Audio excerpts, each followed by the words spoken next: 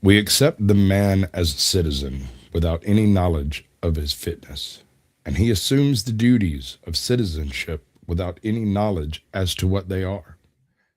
The privileges of American citizenship are so great, its duties so grave, that we may well insist upon good knowledge of every person applying for citizenship, and a good knowledge by him of our institutions.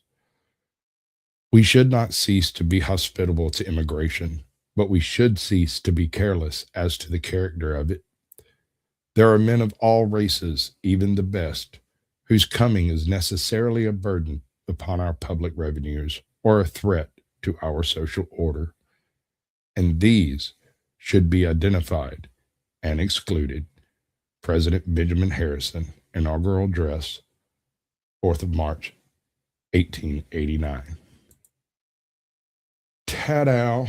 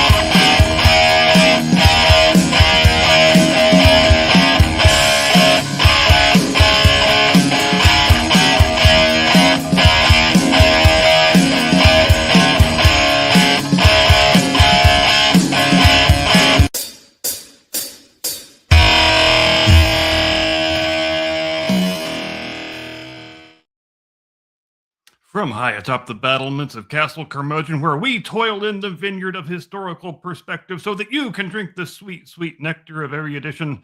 Good evening, Mr. and Mrs. America, and all ships at sea. Welcome to the Blast Radius. So glad you could join us this evening. And yes, you do get intellectual bonus points for watching us instead of some silly sports ball game that, according to rumor, is all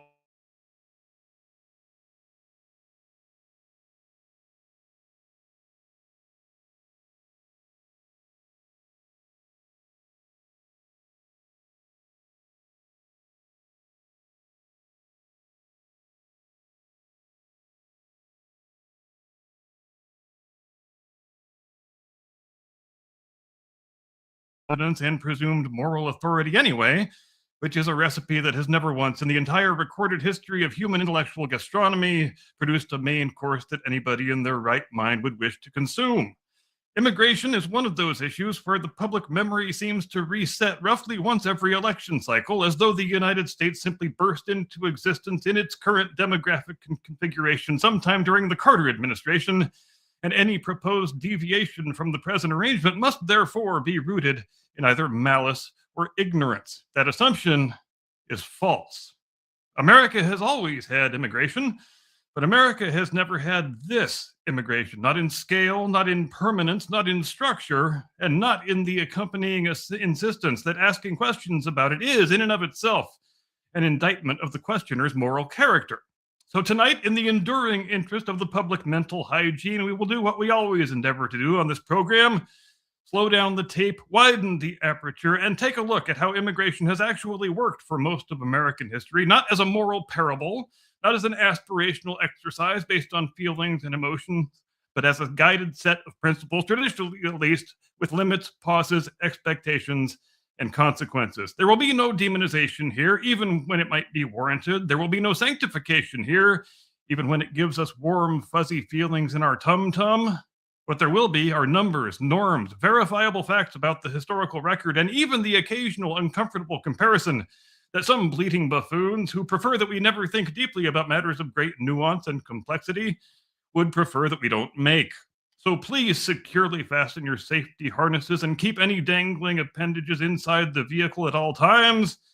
There are no helicopters and Humvees this week, but there are steamships, quotas, exclusion acts, and at least one moment where nostalgia proves less stupid than modern certainty. Episode 1, 1607 to 1776. Settlement is not immigration.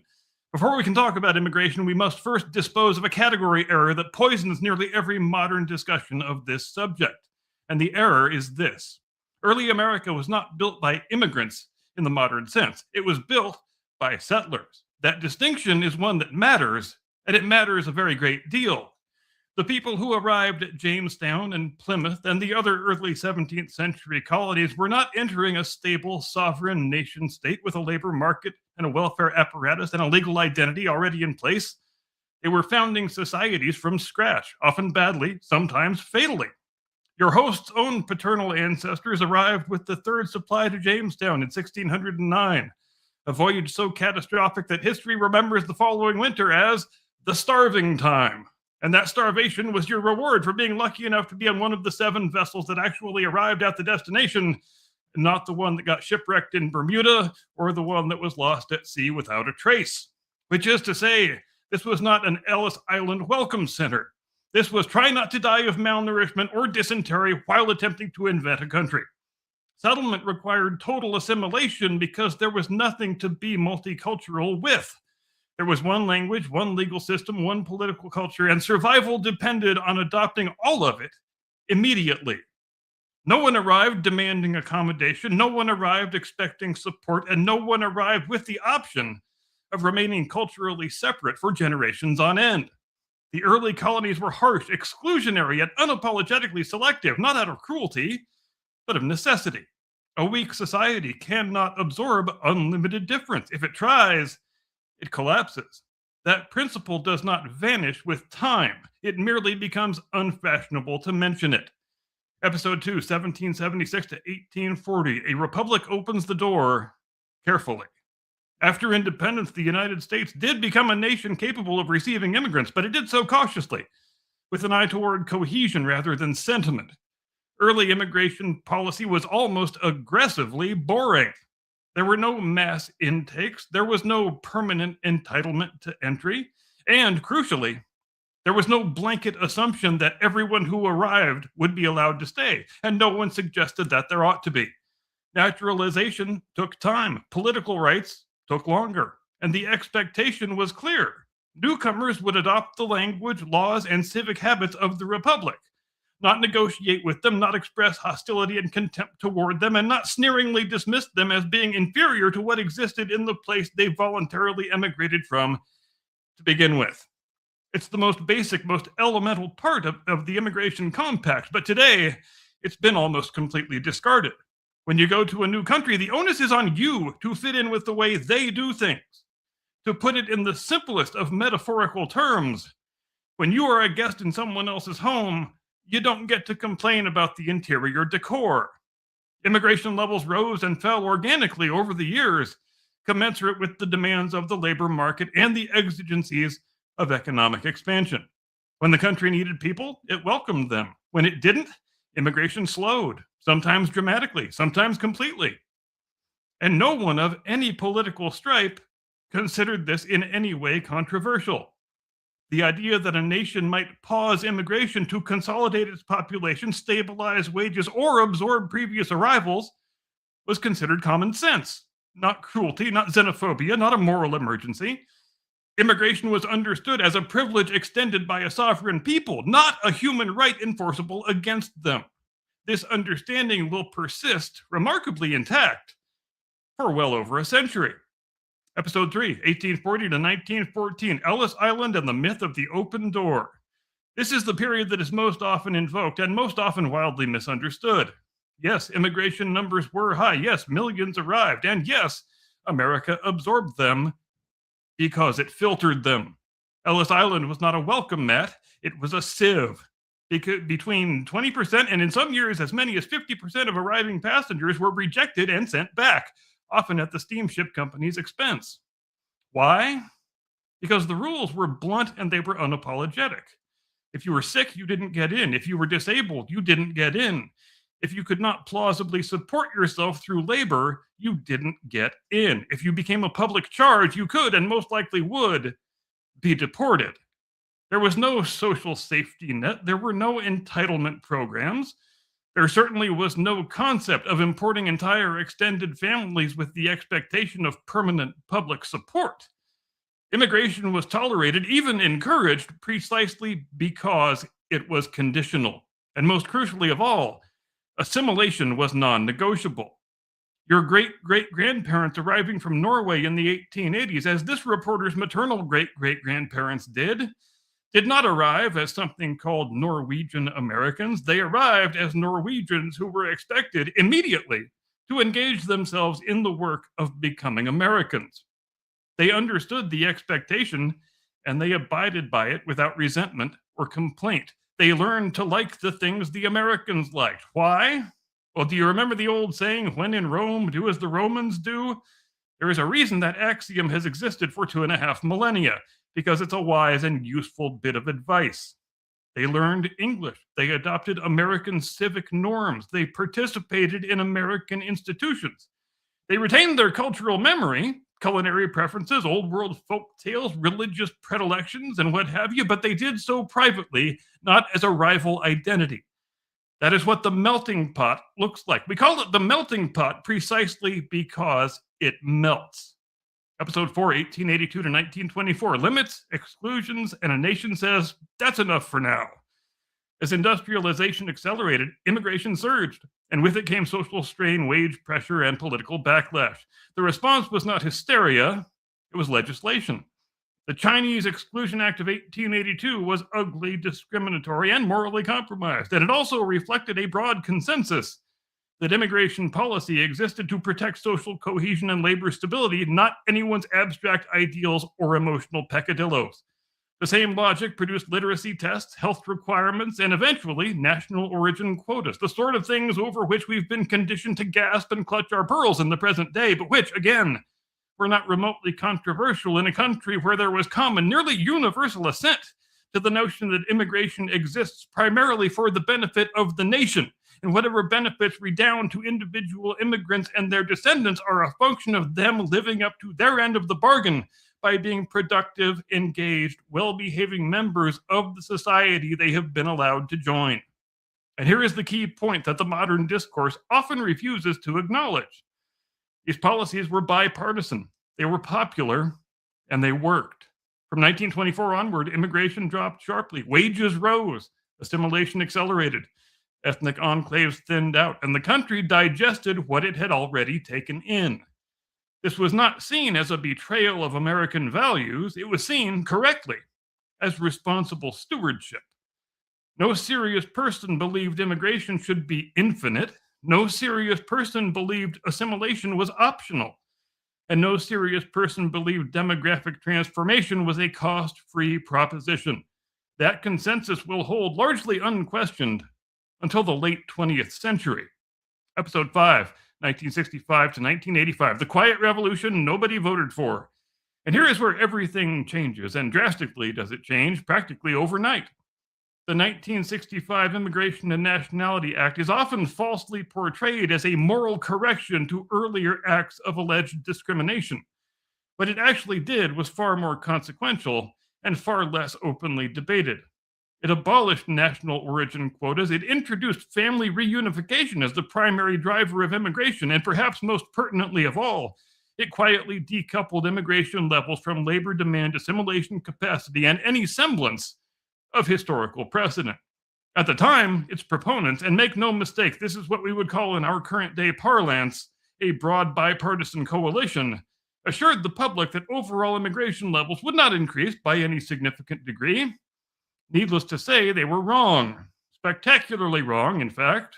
Or alternatively, they were all a bunch of damned liars.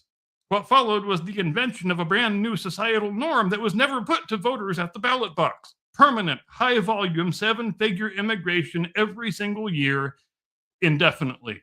No pauses, no digestion periods, no meaningful assimilation enforcement, and eventually no expectation that newcomers would adopt the dominant culture at all. This was not in any respect the historical American model. It was another thing entirely. It was a top-down social engineering experiment, conducted without public consent and justified retroactively by brute force moral intimidation and public shaming of anyone who was unwise enough to start asking questions about its wisdom and its utility. And once set in motion, it proved very difficult to stop. Episode 6, The Melting Pot versus Multiculturalism, two very different animals. At this point, it becomes necessary to address the distinction that modern discourse does everything in its power to blur beyond recognition. The melting pot and multiculturalism are not synonyms. They are not even adjacent concepts. They are, as a practical matter, opposing social theories. The melting pot is premised on convergence. It assumes a dominant civic culture into which newcomers are expected to integrate, not to erase their past, not to abandon private traditions, not to forfeit cultural memory, but to adopt a shared public identity, because a coherent and cohesive society, in order to be that, demands that they must. Multiculturalism rejects this premise entirely, and proudly does it do so. It says, move to a new country and make no personal concessions whatever. Do not learn the language. Do not adopt the norms. Do not subordinate your prior identity to the civic culture that you have joined. Instead, import the old country wholesale and expect, even demand, that the host society adapt to you. If and when it declines to do so, start shrieking about racism and xenophobia. The result is not diversity, it is fragmentation. A melting pot produces a coherent culture with internal variation. Multiculturalism produces parallel societies that increasingly view one another with suspicion, resentment, or outright hostility. And here is the crucial historical point. America was not built as a multicultural society. It was built as a pluralistic one, which is a different thing altogether. Pluralism assumes and expects and welcomes and encourages disagreement within a commonly shared framework. Multiculturalism dismantles the framework itself, then pours gasoline on its remains, and then lights them on fire. No nation survives that indefinitely. In fact, if you're looking for the quickest route to societal atomization and the doom spiral toward failed nationhood that invariably accompanies it, you don't need to ask your GPS for directions. Just jump on the multiculturalism highway, and you'll be there before you know it. Episode 7, Chain Migration, the Welfare State, and Perverse Incentives. Now we arrive at a problem our predecessors did not face, because they were serious people and they were wise enough not to create it in the first place. Historically, immigration functioned in a world without a modern welfare state. If you couldn't work, you didn't eat. If you couldn't support yourself, you didn't stay. And nothing about that was xenophobic or immoral or remotely objectionable to any sane person with an IQ above room temperature.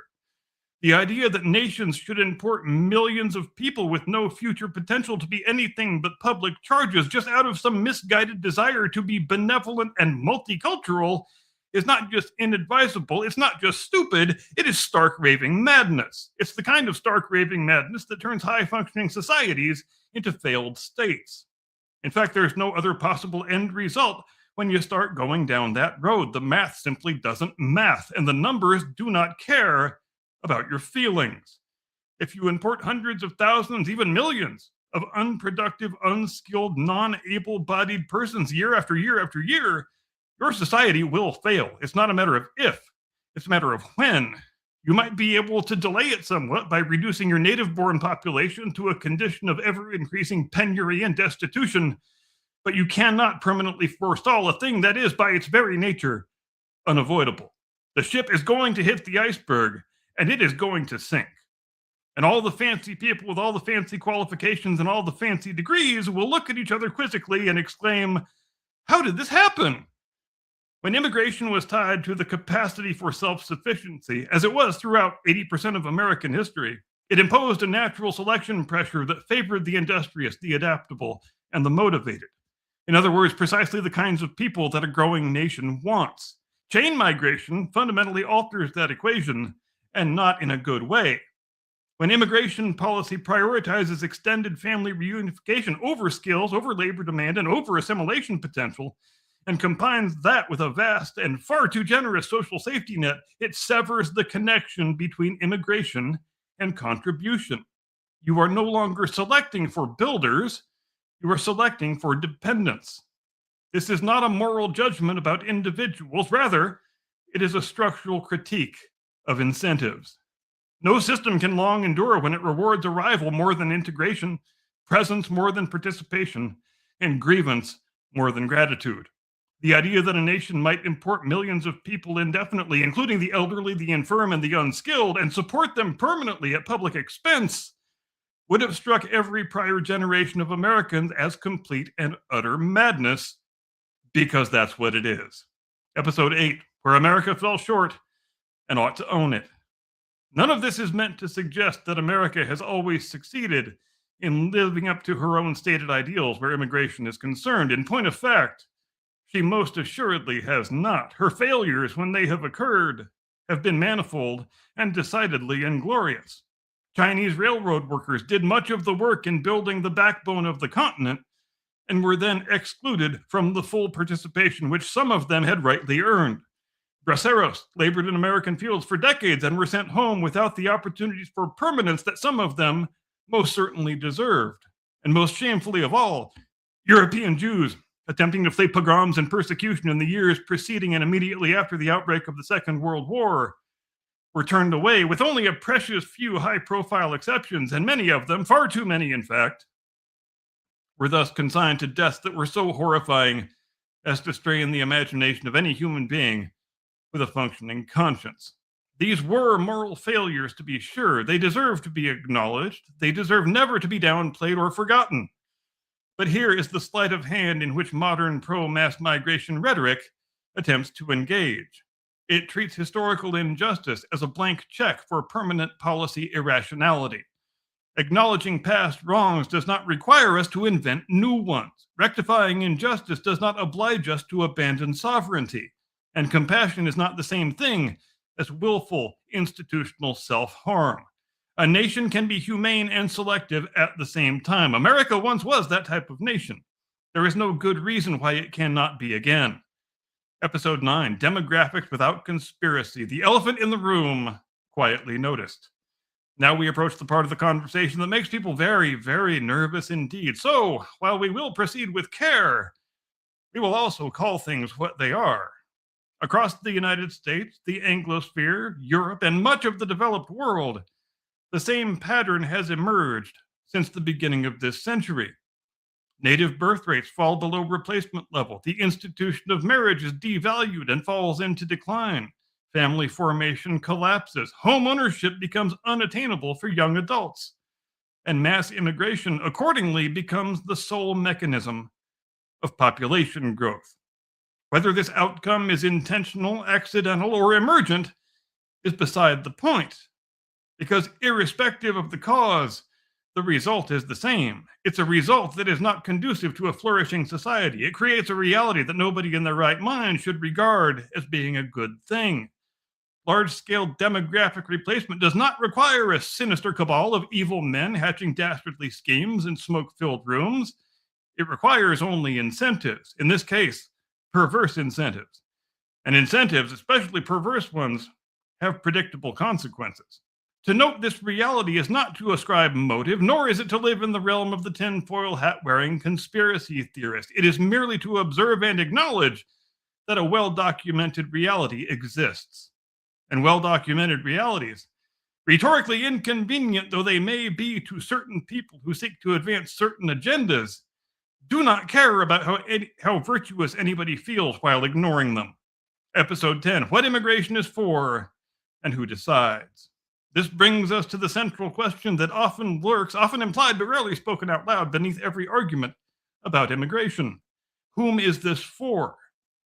Is immigration policy meant to benefit migrants themselves? Is it meant to help the balance sheets of big corporations? Is it meant to confer a permanent electoral advantage upon a certain political party?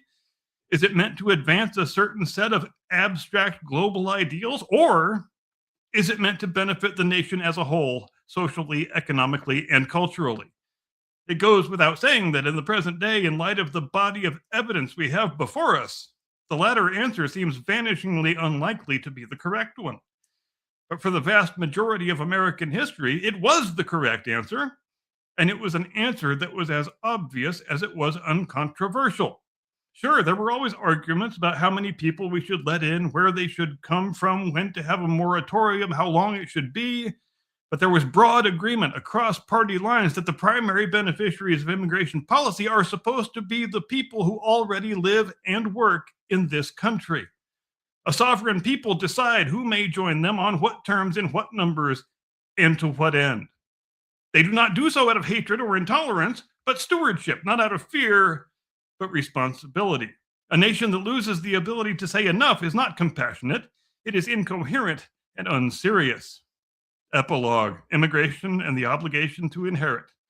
America is indeed a nation of immigrants, but more precisely, it is a nation of successfully assimilated immigrants. That success was not accidental. It was structured, it was expected, and it was enforced socially, culturally, and legally.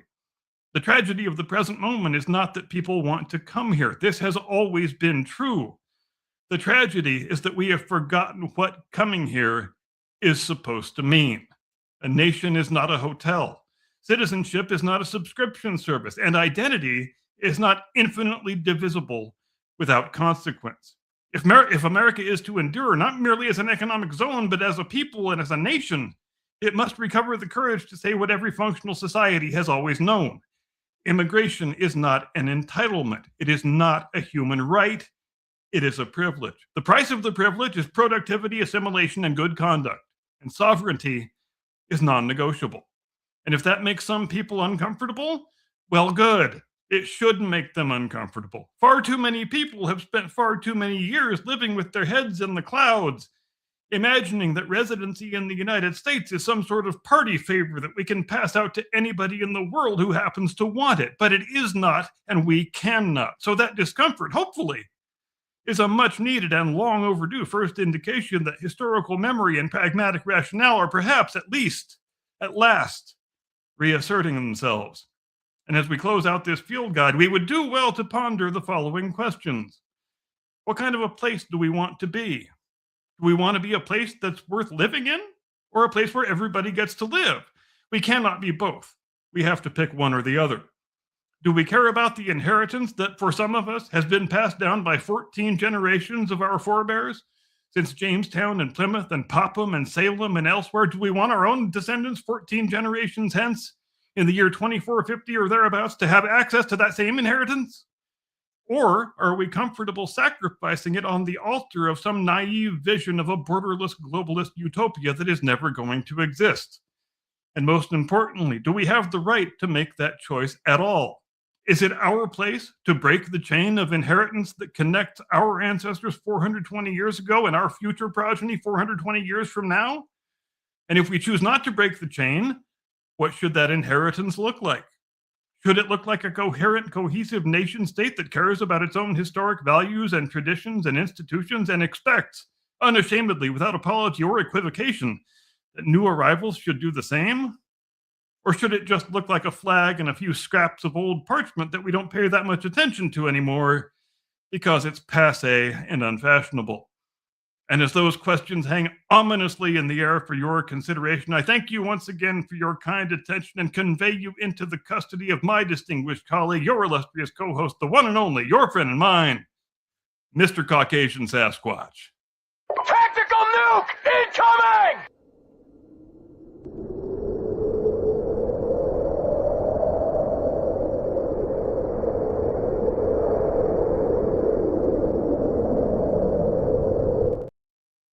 Good evening, ladies and gentlemen. Welcome to the Blast Radius. Tonight, I'm not going to lie to you. We kind of got a one-track mind on this one tonight. We have both become completely enamored with the Knights of the Seven Kingdom. We're probably going to spurg out on it for at least an hour, probably longer. But I'm sure we can find something we dislike about it. Just stick around and we'll see if we can figure it out. Cap. Yes, sir. Good evening. I kind of got this weird idea. I'm not sure how well it's going to work, but I want to try to do a sort of a fast-paced question-answer thing right quick. Have you read the books? Does listening to audiobooks count as reading the Sure. books? Yes. Then yes. Okay. Do you have a favorite character from the books? From the Dunk and Egg novellas, you mean? Yes.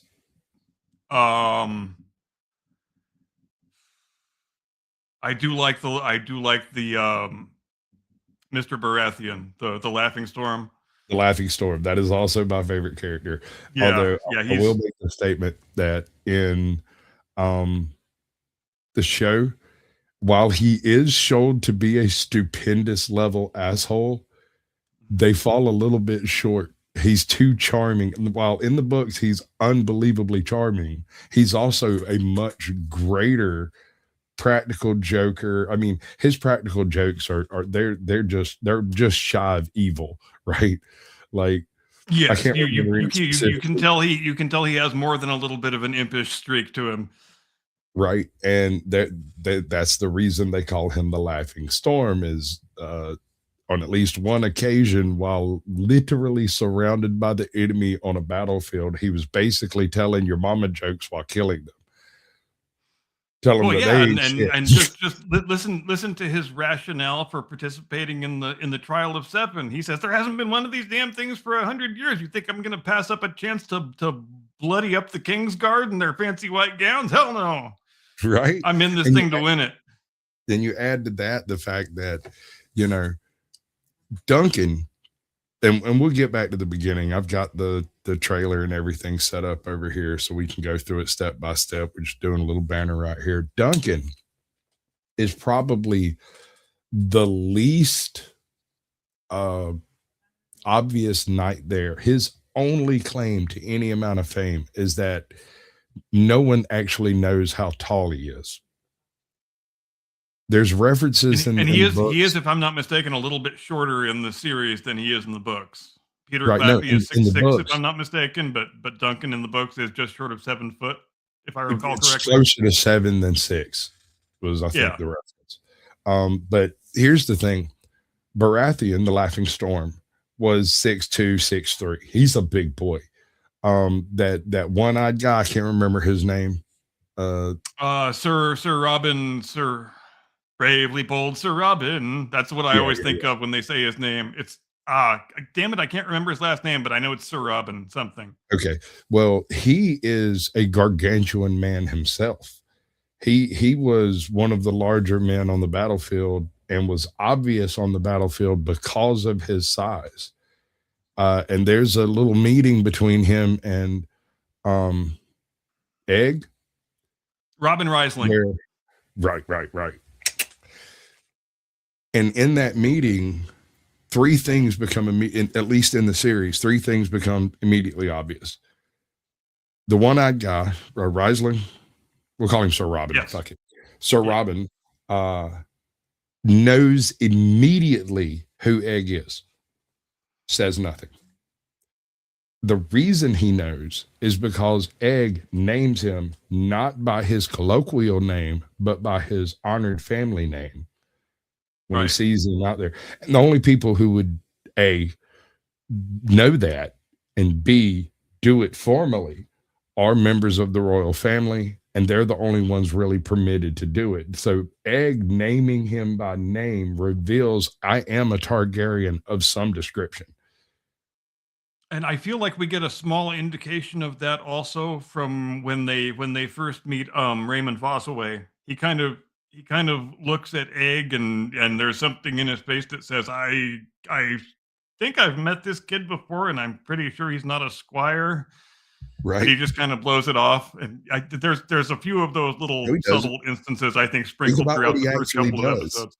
He doesn't just blow it off. In fact, what he actually does is immediately tie his hitch to this random hedge knight that just walked in with a prince, a dirty That's prince. true. And he has no obvious reason for doing that since he Right. is from he might be just a squire, but he's still from a great house and obviously much higher in station than a lowly hedge knight with a rope belt. Right. But here's the thing, and you have to kind of read between the lines to get this in both sources, the show and the books. Neither one of them actually frame this out and tell you. It's more of a show, not tell thing. His decision to hitch his horse to Duncan and Egg is based off of the fact that his brother is already attached to the dragon, right? And so Right. the crown prince, already has a brother from this family serving him almost directly, but not quite. That becomes directly at the fight of the seven, um, trial of the seven. And so when he sees another prince out in the wild and free, he takes 2 seconds to think this through and go, this could really pay off for the house. And the worst that happens is I lose my head. But he also gets to protect the prince. You know what question I have that I feel like you're well equipped to answer? I feel like you remember the contents of the novellas better than I do. It has to do with when Sir Stephen Fossaway agrees to fight on Sir Duncan's behalf in the trial of seven, and he says, "Yeah, I'm with you." And then he turns cloak on the morning of the trial, and I'm unclear, and I don't remember if the books gave more explication as to whether he actually meant that or he was bullshitting him all along and trying to ensure that he didn't have enough people turn up and was going to be guilty by default. Tiny bit more exposition in the books. When he agreed to fight for him, he left that location and went back to his tent where one of his uncles was waiting for him. And his uncle walks in and was like, look, the prince is going to choose you as one of the fighters, and you're going to have to be there to do it. And he's like, I just told Duncan the Tall that I'd fight for him because the prince is a prick. He's like, the prince is going to bestow a title upon you and vasty fortunes of land. You're going to fight for the prince. And if you don't, you're going to be passed over for the crown of what is it, Hightower or I can't remember where he's from. But anyway, yeah, Or he's from I forget what their seat is. I'll look it up. Keep talking. Anyway, he's the direct in line. And if you don't do this, you're not going to be direct in line, and we'll stick the younger brother who's currently shacked up over there with Duncan and Egg, and the uncle doesn't know this. Right? He's already tied up over there. And this is, in my opinion, at least from the perspective of the way it was described in the story, this is a byproduct of the younger sibling already having an in with Egg. The uncle shows up and is like, hey, dude, your brother's already in that one. You need to be on the other side. I'm not going to do that. It would be dishonorable. You're going to be fucking king one day, and you're going to need to buckle down and do the right thing. And this is the right thing to do for the family, which leaves him sitting there going, shit. He's like, let me go tell him. No, you don't tell him. You tell him tomorrow when you enter the list, because that will leave him one short for the trial, and he'll have to beseech to the crowd. And we've already got that bought. So yeah. All right, I've got the lowdown on House Fossaway. They are from the Reach, so in they're close to their home turf here where we are in Ashford Meadow, and they are bannermen for House Tyrell. And that's Highgarden, right? Yep. All right. So you're talking about the same family that produced an individual referred to as the Knight of Flowers. Indeed. And that man, House Tyrell does not have the most masculine heraldry in the Seven Kingdoms. Not only that, they don't have the most masculine people, but this is one of those examples where you might want to be real careful messing around over there. They do have some of the best swordsmen in the Seven Kingdom, and absolutely they do produce good-looking women. I'll give them that. Yes, sir. Never a miss. Love me Maybe some in Natalie this- Dormer. Yeah. Ooh, good God, girl, the most paused scene in all of Game of Thrones history. For good reason. Right. Anyway, so Yeah, if we were still in the VHS days, that would be where the tape always breaks from people pausing it. damn right it would. I'd be fixing that shit twice a week, and you know it.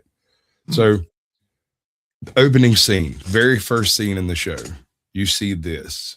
Now, if I sat down and wrote out an exposition for this scene, it would look like a funeral dirge sounds. This is obviously a scene of depression, of death, of sorrow and mourning, right?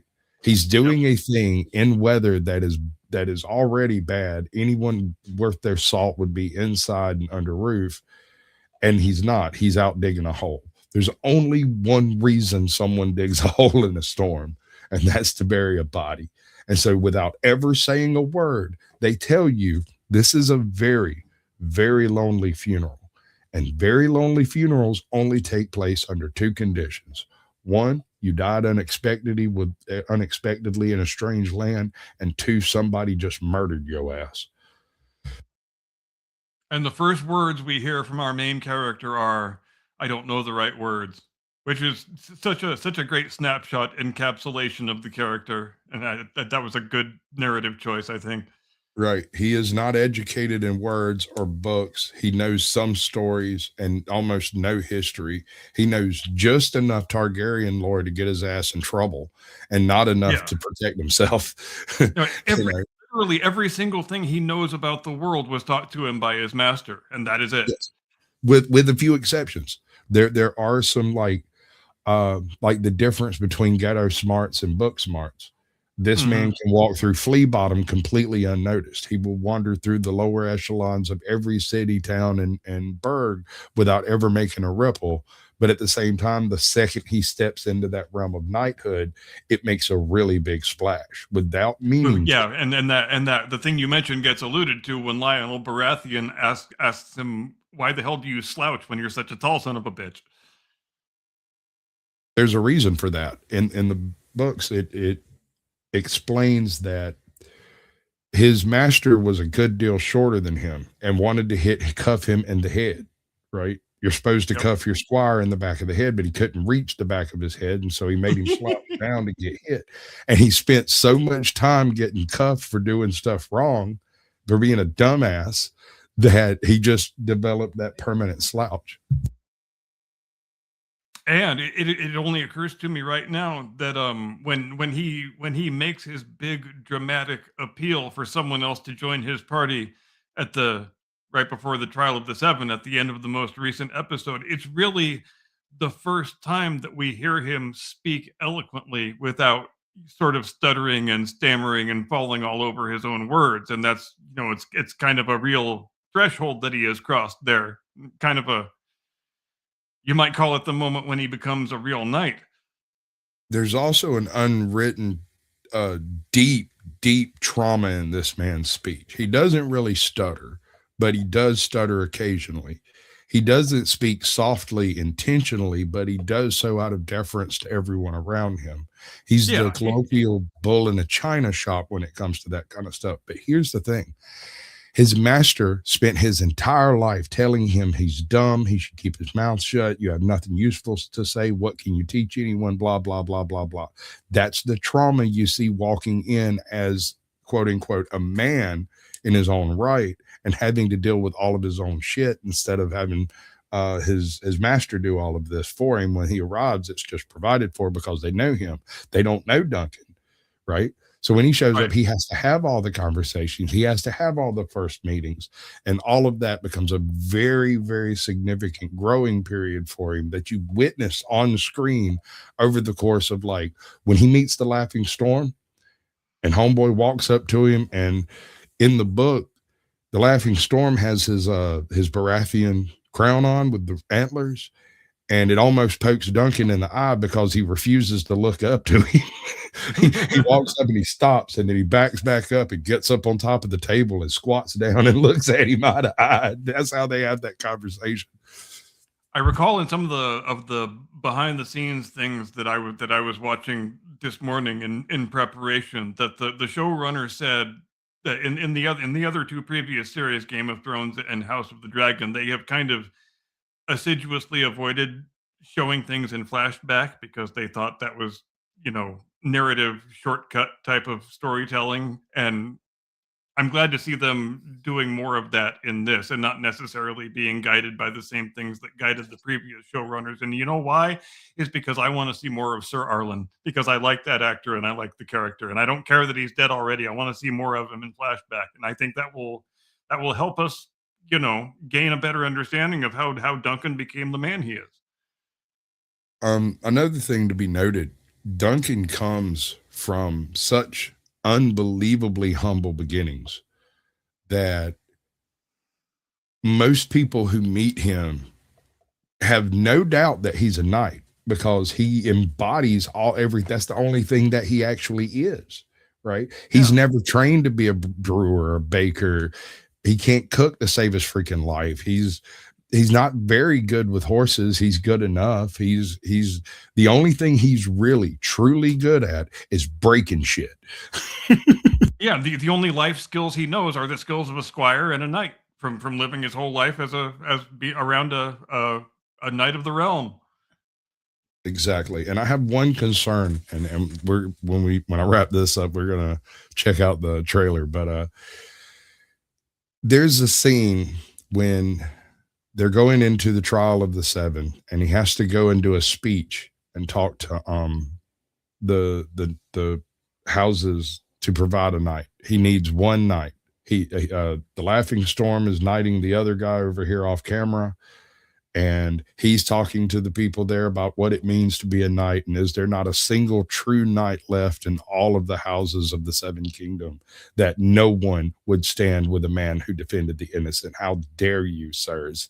Right? He's doing that whole thing. And the Bracken guy stands up and cuts a fart. Right. So during that whole thing, this like back and forth, it's part of all of this. The homeboy's over there being fucking knighted, and Duncan is remembering his knighting.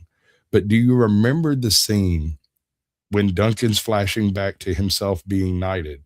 There is no sword. We just get a little smirk and a shrug. Yeah, and there is no sword in that scene. No. And I like the way they are leaving that all ambiguous, because the book leaves it ambiguous as well. We never really get a definitive answer to whether he was actually knighted or not. I have a theory, and this does not come from the series, but comes from the books. This is something that I came up with reading those. And I think they do a nod to the theory in the show. Do you remember the scene where his master is standing naked in the doorway? It's hard to forget. Yeah, it is, because that man's swinging a fucking major league bat. He's waving his big swinging knighthood all over the place. Damn right. Okay, so the theory goes that Sir Duncan was not knighted by a blade, but was knighted by his weapon. And that's why you get the weird smirk and shrug, and that's why you get to see that man's knighthood, if you will. Yeah, ladies, hold on, ladies. If you have not watched this, there is a scary one-eyed monster in this thing that made me flinch twice and say, "Oh my!" And there was a lot of technical discussion in that behind the scenes featurette about the technical details of how they achieved the prosthetic knighthood. Dear God, I hope it's prosthetic. If not, I hope that man's not married, because that is but they were very pleased with themselves that they managed to make it look so convincing and make fake pee come out of it. Just homeboy's like 5'3". Homeboy's like 5'3", and he's got to tape it down. You imagine catching a hard on halfway through a battle with that shit? You got a cod piece on. What the fuck does he do, man? Yeah, pitching a tent right in the middle of the battlefield. No, you can't. Cod piece, bro.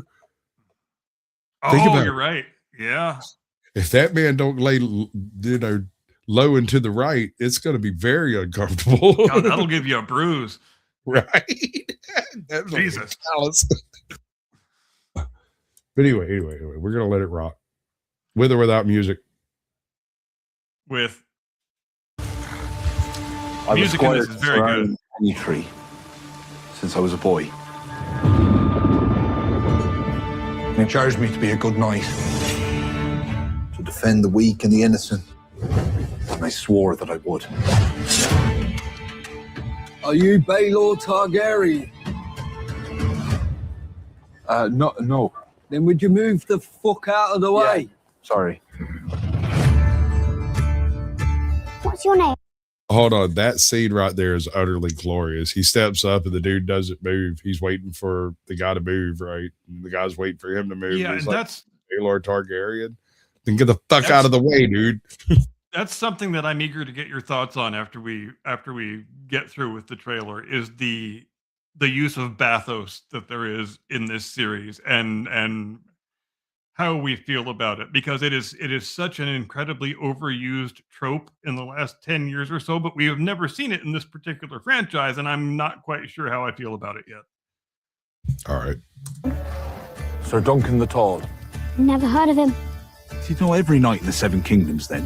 The good ones. If you It is at that moment that he looks at that kid and goes, well, there's only one way that's possible. How's that and possible? there's a dead giveaway right off the bat, because the kid doesn't say my lord, he says my lord. And as we learned in the conversation between Tywin Lannister and Arya Stark way back in season 4 of Game of Thrones, that's how you can tell a highborn kid from a lowborn kid. The one says my lord and the one says my lord. Exactly. Oh, Lord. I'm ruining everything. I apologize. Oh, my lord. I could swipe you, son. Rob me, and I'll hunt you down with dogs. You don't have dogs! I'll get some. Where? Oh! Boys, stop gaping. Sit my horse. I'm not a stable boy, my lord. Not clever enough. I know I'm just a hedge knight, but There is a lot of that type of stuff in this show where people are just offhandedly and backhandedly complimentary, but very cutting with their wit. It is a much wittier show than either of the other shows have been. more. I'm sorry, say that again. It's a much wittier show than either of the previous 2 shows have been. Facts. Absolutely. Oh, God. House of the Dragon was terrible. They tried to use political wit, which I'm not even sure is a thing. Appreciate it. Yeah, to we'll get to House of the Dragon, I'm sure. Please, God, no.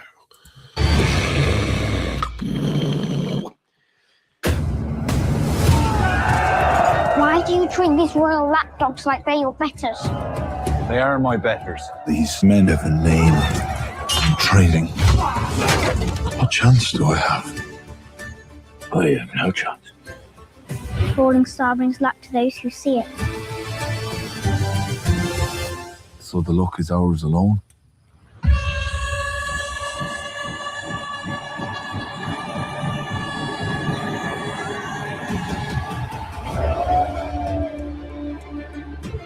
I need to fight honorably. But sometimes I think I buried my courage alongside the old man. And in every man, there are many men. So be brave. Be just.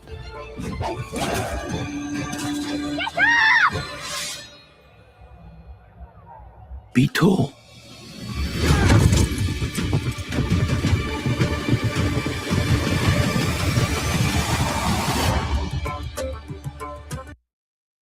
I really like that line, within every man, there are many men. That's my favorite line in the series so far.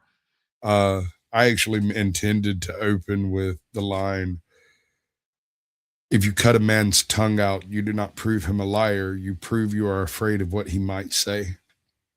Boom. It's, dude, that should have been said by someone famous in history, and instead it was written in some crappy dime store novel. It's great. Hey, It's somebody's great. got to write this stuff.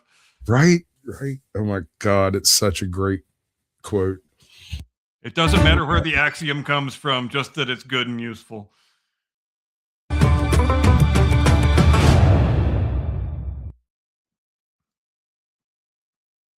I'm sneezing to death over here. Uh-oh, I screwed up. I'll fix it. Look at that thumbnail, ladies and gentlemen. That's beautiful, bro. Although, we got it. I got it mixed up again. I don't know how that keeps happening. Boom. Hey, on the vertical, it looks like we're actually our heads.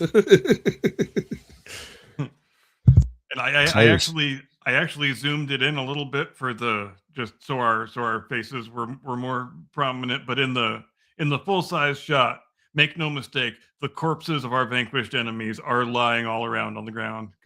But I think I've killed more than he did. I mean, you missed the two. It's okay. I covered it. I got it. You're good. That's why I don't have my sword on me, because I left it sticking out of some poor bastard. Those bastards. All right, so this is a 14-minute long Drinkers Chasers. But before we do that, let's do the thing with the. We're gonna go back and take a look at the different scenes here. One thing I want to just glow about, and I want to absolutely freak out about, the costumes in this show are so absolutely great. The armor, especially. Yeah, armor, especially, yes. Yeah. But I mean, just when there's not one single set of armor in this thing that doesn't look absolutely freaking fantastic. And right, those guys just hit it absolutely out of the park. And they've got a big legacy to live up to, because the armor always looks great in these shows. But my God, did they do a great job here? It just. And everybody's armor, just the Baratheon guy's armor and the Fossaway guy's armor. How can you make Apple armor look cool? I don't know, but they did. It should be impossible, but they pulled it off.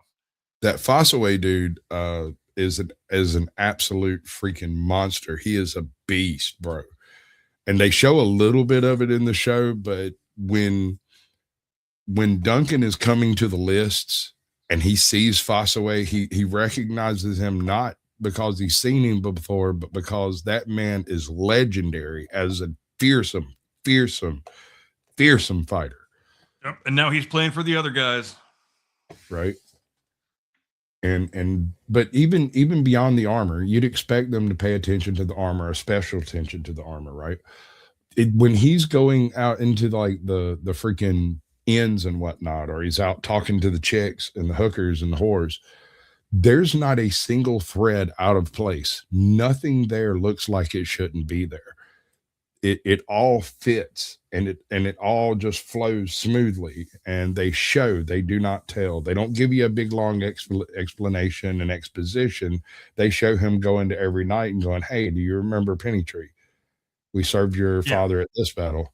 No, I don't. And I want to mention also, while we're still talking about the armor, another thing I saw during the behind the scenes featurette, just the amount of detail they put into all this stuff, where they were talking about when Prince Baelor comes out to suddenly join Duncan's side, as the big, crux of the most recent episode.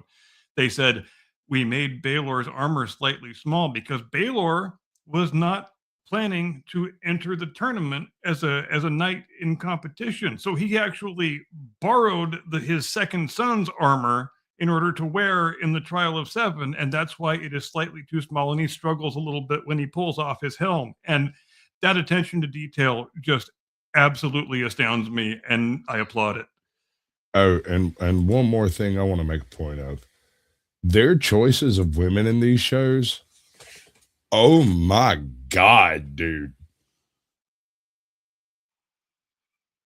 That is they hit it out of the park with the casting all the way around. And there's nowhere in the casting that I don't like the person they picked. The dude that does all of the nasal snorting, spitting, nasty shit. Yeah. Flawless. Even just the 13-year-old girl whose name day they are having the tournament to celebrate, she has only got 2 or 3 lines in the whole thing, and she is absolutely perfect. Just totally nails it. It's amazing. There's a good scene right there.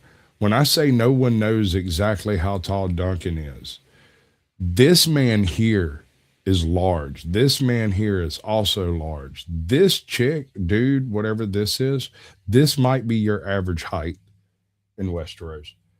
When they say head and shoulders above, remember what I said about the scene where he meets Baratheon, the Laughing Storm, and he walks up and pokes him in the eye with his fucking antler, then backs up and climbs up on like a chair or table or some shit so he could look you eye to eye.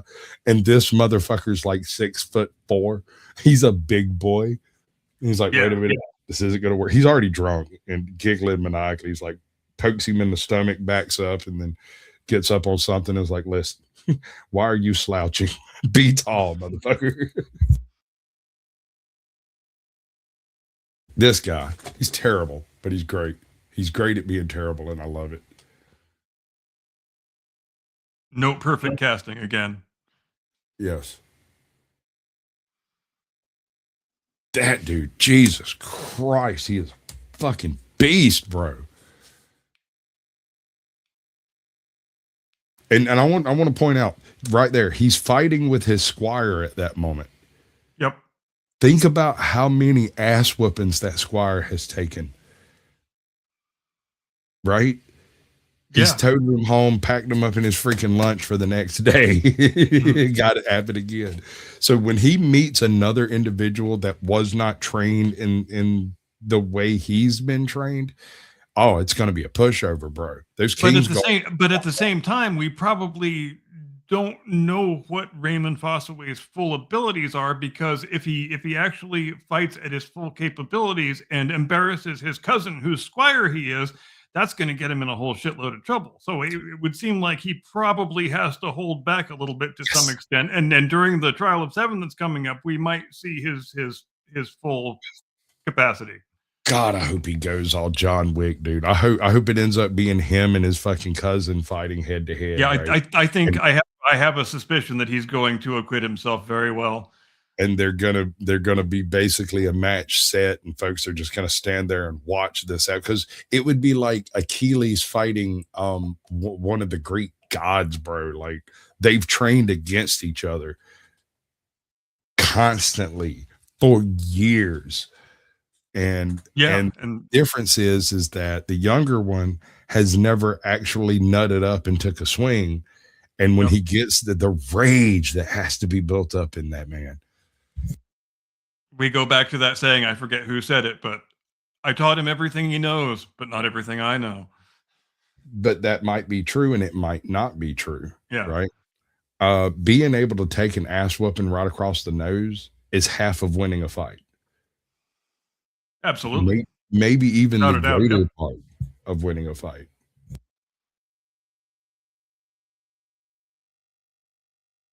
And there are lots of like background omens that are shown. There's the witch that does the prediction. There's the shooting star.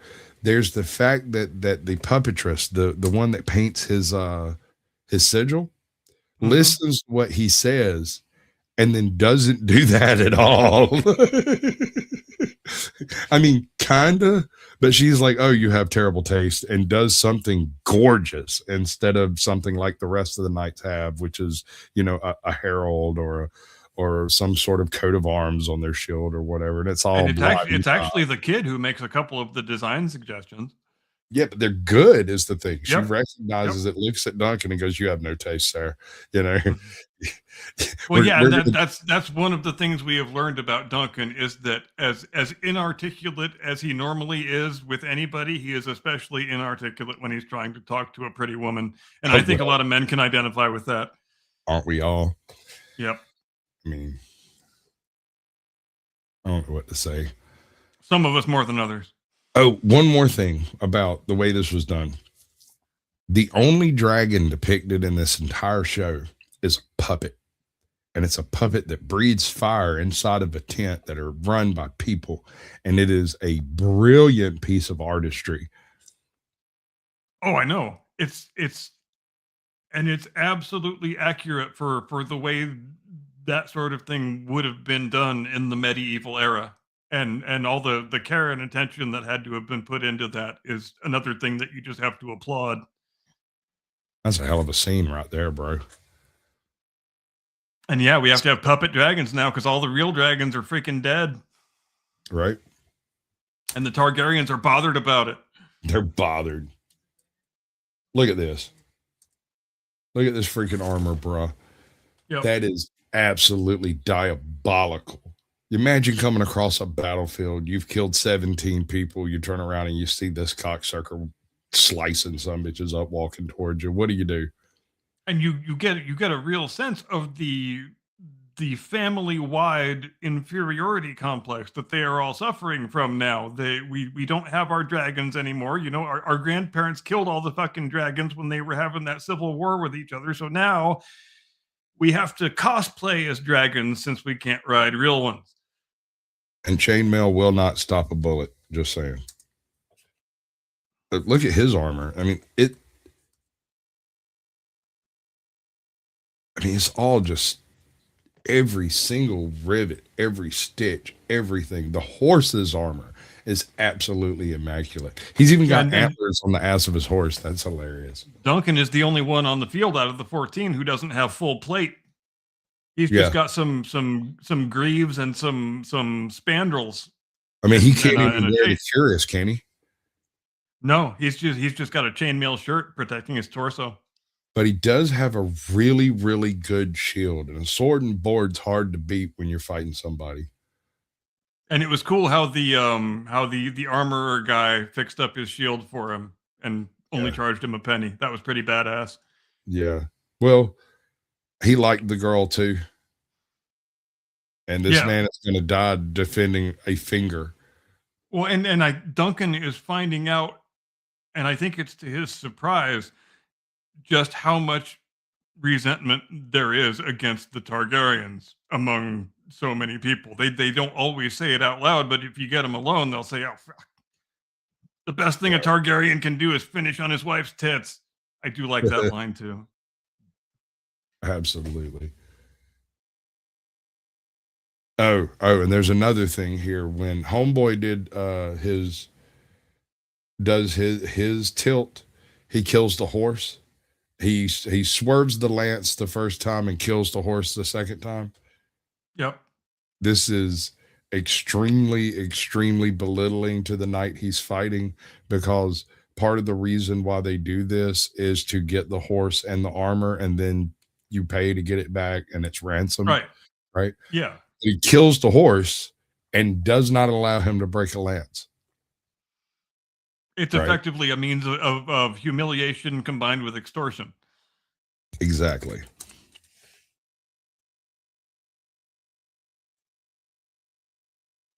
That dude is a great laughing storm, though. That is absolutely. I might not have cast him if I was asked, but had he showed up and been like, "Hey, I want to be the laughing storm," I'd have been like, "Fuck yeah, you do." Is it just me, or does that guy look exactly like the bastard love child of George Clooney and Oscar Isaac? You might have a point there, bro. I guess it's not just me. All right. We're gonna check in to see what Mr. Drinker has to say about it at this point. What do you think? I guess my vote. Okay. Go in there. A guy going on an adventure, a well-defined quest, likable characters. Our main guy is, he's a well-meaning chap, not the brightest guy in the room, but a well-meaning dude who will fight for what's right. And it just feels great. It feels like such a refreshing change when it comes to fantasy shows these days. Yeah, it's like, wow, you can actually just tell an honest story. I watched it last night for today, and it's simple and great. Exactly. There's no extra parts. There's no political narrative. There's no stop being white, stop being English, stop being, none of that. There is absolutely no evidence of the woke mind virus anywhere. And my God, how refreshing is that? Well, all right. So what little bit might be there could be just me assuming they can't make anything without it. If you'll remember, There's a tidbit with the ladies of ill repute where he comes in. You look at this guy, and he's, I mean, maybe not obviously a knight, but surely he is carrying a sword and wearing greaves, right? Mm-hmm. Now, why he doesn't have his full armor on is anybody's guess, but you don't get a sword and armor without either killing a knight and taking it, or stealing enough money to get it. So when he shows up and he starts talking to the women, and they just kind of fluff him right off the top, just like, nah, hard pass. You don't know what you're talking about. They just, Oh, that's a good panel. They got Drinker and Mauler and Robot Head. right. They just pawn him off immediately, and he respectfully is like, well, thank you, madam. I'll look elsewhere, and goes to leave. And they realize, wait a second, hold on. This isn't your usual knight. This is obviously a boy who has just been knighted. And okay, hold on. Come here, kid. Listen, you're going to run into a lot of this kind of stuff around here. And it's Like not a knight, but sadder. Yeah, like a knight, but sadder.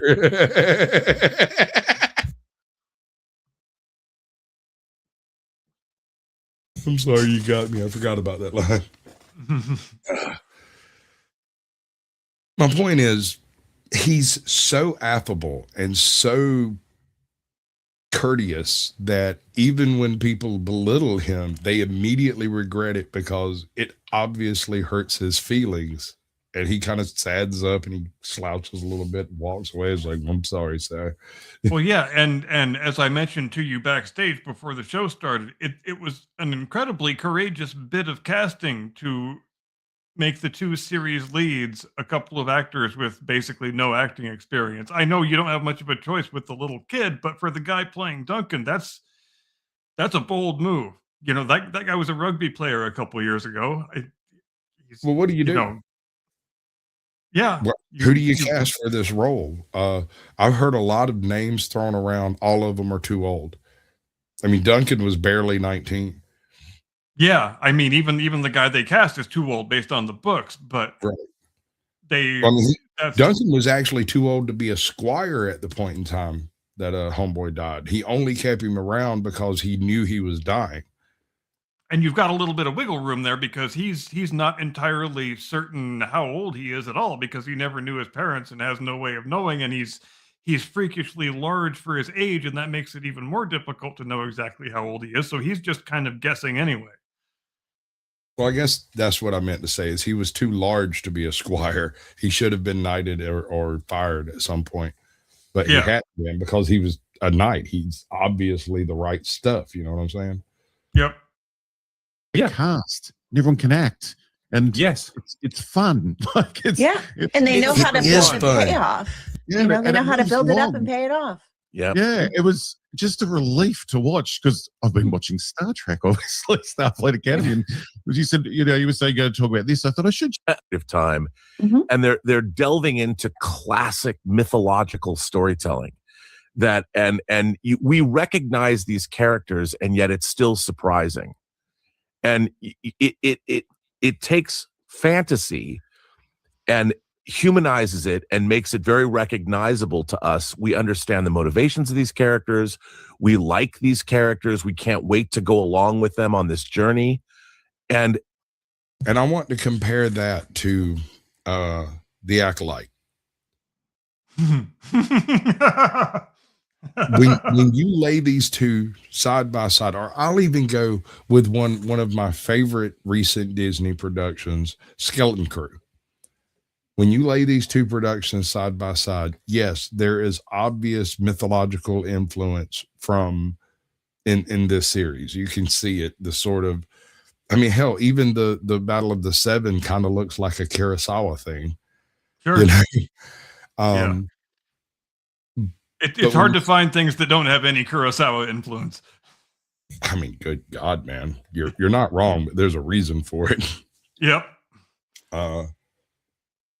I don't know. It's so refreshing to see something that's not being actively shoved down our throats, Well, and as you know, as we've talked about before, I always thought that Game of Thrones was at its best, the show, I mean, when it remained firmly grounded in reality, when it was basically an alternate history of medieval Europe. I thought it was at its best. And when pretty much every character and event in the show, when they remain grounded in reality, has a particular antecedent or inspiration from actual medieval European history. Even the freaking Red Wedding. The Red Wedding happened in Scotland in 1300, and I forget the year exactly, but that was a real freaking thing.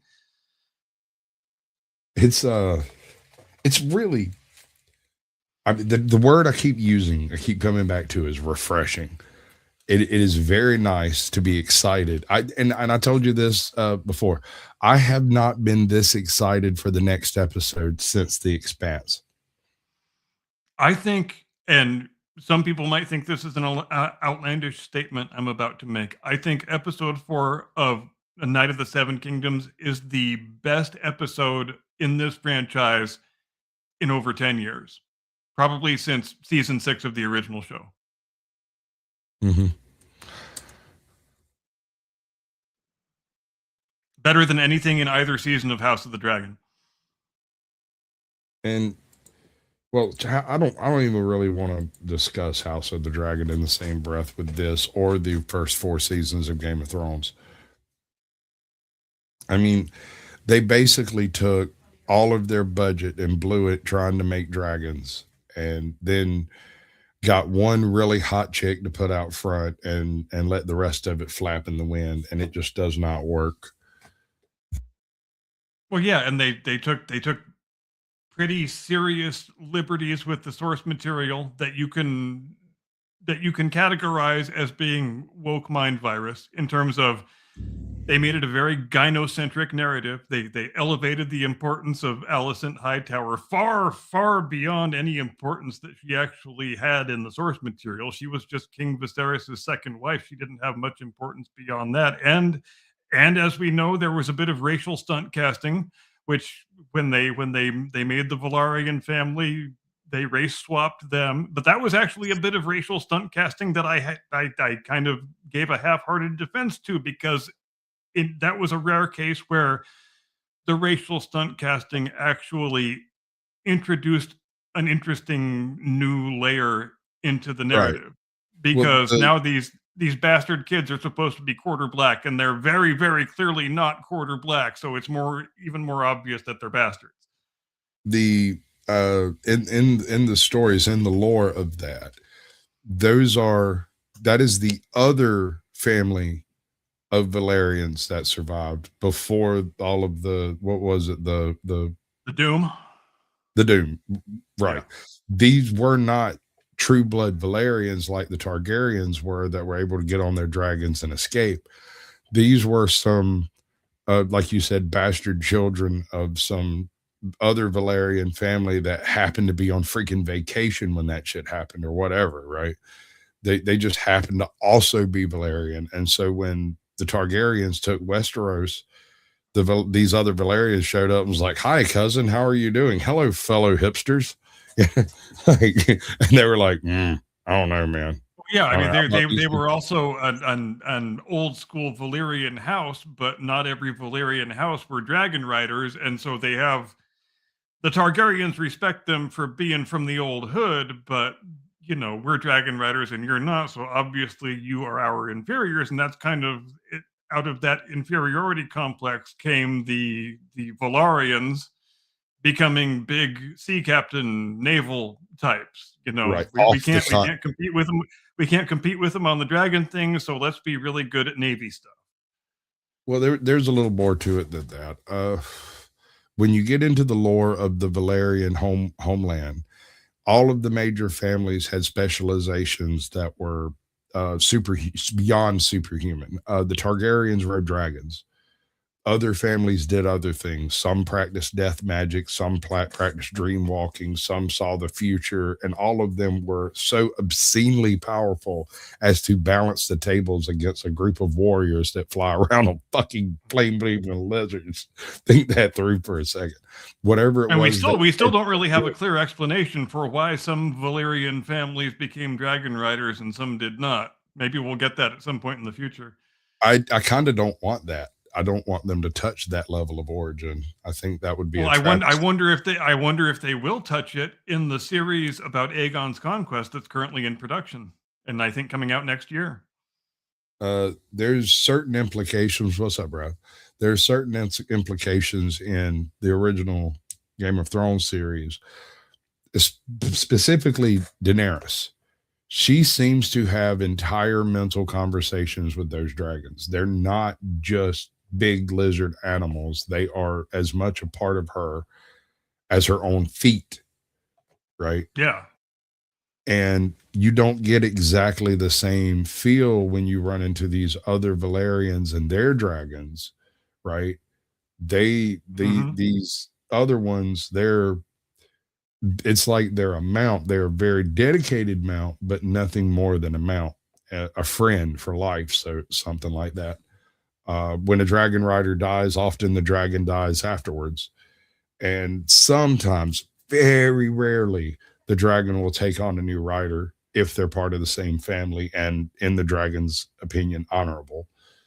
Right. And yet, and confusingly, we also have certain cases, and I'm talking specifically of Rhaenyra's sons. They become dragon riders, even though they are half non-Valyrian, but they still manage it. So, and that implies there is a much wider range of people who could possibly do what the Targaryens do. It's the access to dragons that make them such rare things, being dragon riders. Right. And then in turn, does their whole idea of exclusivity and the elevated power that comes along with it just arise as a function of restricting other people's access to the dragons? As it very well might, it seems. Right. Well, I mean, you see what one dragon does when they end up doing the fight. I think it's season 5, and they go for the reach, and the chubby guy's whole family gets fucked because they were on the wrong side of fighting a dragon. Oh yeah, the Tarleys. Tarleys, thank you. Jesus, I was going, it's not Targaryen, it's the guy with the sword, but hell, they all have swords. It's the guy with the special sword. I like the Tarley dad. He was a badass. He didn't like no damn wildlings, man. Get that fucking wildling out of my house right now. Right. Racism is strong in the Reach, bro. Westerosi right. Cracker on cracker racism right there. That's beautiful. And that's another point I want to point out. When they were casting for the original Game of Thrones series, this is another case of where they really hit it out of the park when they were casting the wildlings, how diverse and weird all of their different tribes were. Is beautiful. When you look at this, you see a certain uniformity to all of the people. They're not all exactly white, right? Right. But they're all various shades of like peanut butter. and many of the women are quite attractive, but none of them are what you would call unambiguously beautiful. I don't know, man. That one puppetress dude, she is an absolute hammer. I mean from the original show. You know nothing, Jon Snow. There's your hammer. I'm not saying she's unattractive, but she's not a classic beauty, is all I'm saying. I think you're worried about procreating more soulless gingers. That's your problem. Don't lie to me. That she's at least a Tampa 10, bro. I'm not going to say anything about her unimpressive rack. Yeah, okay. Hey, can't have everything, but can't have everything. Gets to LA, she can. Indeed. Right. And didn't the two of them get married in real life? I hope so. Dear God, they'd make some beautiful babies. I hope they have 27 daughters. Don't mess with the ginger supremacy. Yeah, well, we're just going to let that hang out for a while over here. I'm kissed by fire. So have you come across any other shows, movies, anything else that's worth spending your time on? I have not, but can we spend a moment on the bathos? Because I wanted to get to that. Okay, let's do that thing. Yeah. As I said, it hasn't been a very big feature of either of the previous shows in this franchise. The current new series relies very heavily on it, and the reason I'm not sure how I feel about it is because it has become such an incredibly tired trope in various other properties over the last, let's say, 10 or 15 years or more. In particular, the Marvel movies have lost all ability to take themselves seriously, because each time they start building up to some big dramatic moment, it has to be undercut with some silly bit of sophomoric humor, and it happens every single time. Now it's also infected Star Wars, and I can't decide whether I am judging the usage of that trope in this new series fairly based upon, because I have become prejudiced toward it with just because of what an overused trope it has become in other franchises. Because as we know, it's been well established in this new series through 4 episodes that each time we are building and swelling up toward a big dramatic moment, then there is a poop joke or a fart joke, and I'm not quite sure how I feel about it. Well, okay, let's look at this as a weapon or a tool. Bathos is utilized to trivialize some major event to break the tension. The problem with the other shows is they never establish the tension in the first place, right? And so the bathos is implied but never actually utilized. In this show, I think they're utilizing it properly, even if they might be overusing it a little. But I think at the very least they do a better job of earning it. Yeah, and it's not just a sort of a reflex action. They're not just telling you that there is tension. They are showing you the tension in the scene, in the acting, in the smoke, in the fog, and that asshole standing at the door waiting for him to move. Bitch, I got a horse. I can't go around you. And also the all of those usages of bathos in the previous episode, and even the same episode, even the big fart joke just a couple of minutes previous, it makes it a bigger sort of dramatically orgasmic moment when Prince Baelor rides in, and then we get the full playing of the Game of Thrones theme for the first time in the entire series. And maybe the bathos was required in order to earn the powerfulness of that moment. Perhaps. I think the tension was necessary. And you make a good point. When it comes to Star Wars, it comes to Marvel. As soon as Marvel introduced multiple timelines, all of the tension and the consequences of the plot are gone. If you kill somebody, you can just get another version of them from another universe and plug and play them. Just go grab another copy. It'll be fine. Yeah. And Game of Thrones has not suffered that depredation, but at the same time, they are apparently were under the yoke of the woke mind virus for a short period. That entire freaking, oh my God, the House of the Dragon, it was just as bad. It was almost a carbon copy of the Lord of the Rings travesty they did. Can't even remember the name. And I would submit that also that the quality of the new show makes House of the Dragon suffer even more by comparison. Right. I mean, House of the Dragon tried to be amazing dragon riders doing amazing dragon rider things, and they failed horribly due to basically blowing their budget on special effects and having to do everything else as a byproduct of that in special effects. So rather than having sets, they have green screens. Rather than having a well-formed plan on how things are going to happen, they have a plotted walking path through an empty room, and it shows. Whereas in this guy's walking around with a horse talking to people, and horses don't always do what you want them to. Sometimes they just poop. Yeah.